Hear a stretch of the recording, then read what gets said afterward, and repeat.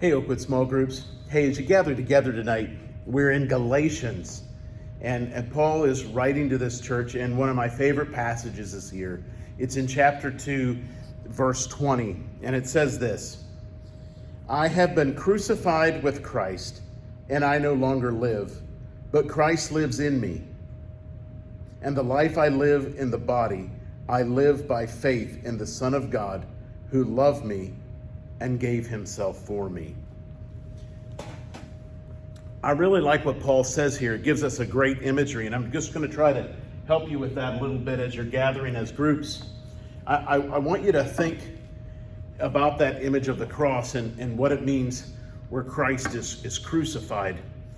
And so with that, we understand that concept that Jesus died for our sins on the cross. But when we think about what it meant to be crucified, it was a lot of things. It was a horrible punishment. It was something that could take up to days and days to die from. It was a ridicule, humiliation, all the things. But one of the things that we find in this is Paul is reminding us in this, where he says, I am crucified with Christ, yet I'm still living. And so what does that look like? Well, think about this. Jesus died on the cross, and while he was on the cross, Jesus did not have any rights. Those that were crucified, their rights were not there. But a lot of times we can say I know Christ and then want to apply my rights.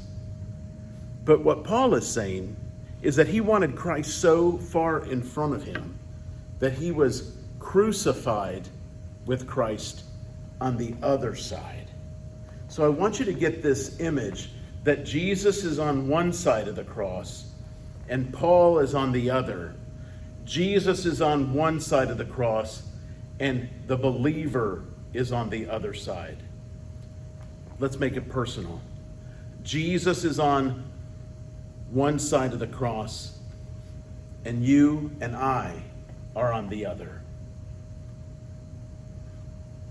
Jesus often said in his ministry, take up the cross and follow me.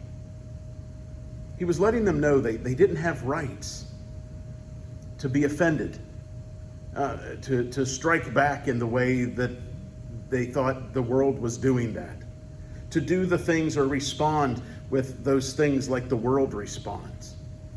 And it's really difficult. But what does that really mean? I think as we look at it tonight, Paul was trying to tell us, I'm crucified to the other side. I'm crucified with Christ. By following Christ, I give up my rights. And with that, I want Christ to be right. I don't need to be.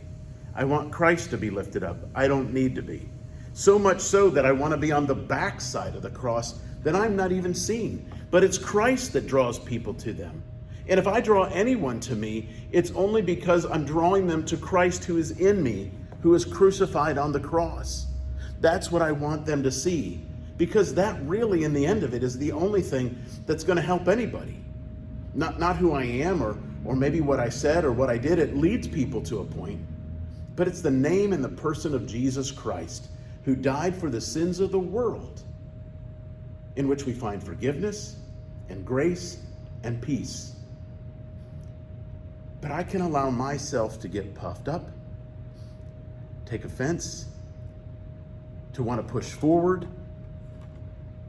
And what he's saying is he's not going to do that. He wants Christ to be before him. He wants people to see Christ. And just like one who is crucified, who takes up that cross, he has died to himself. Talk about it tonight. See if that's what you think that it means. And if it does, what does that mean then? Because each of us have a responsibility, as Paul was telling us in this story, as he was sharing with the Galatians and with us. Are we crucified with Christ? Have a good night. Talk to you soon.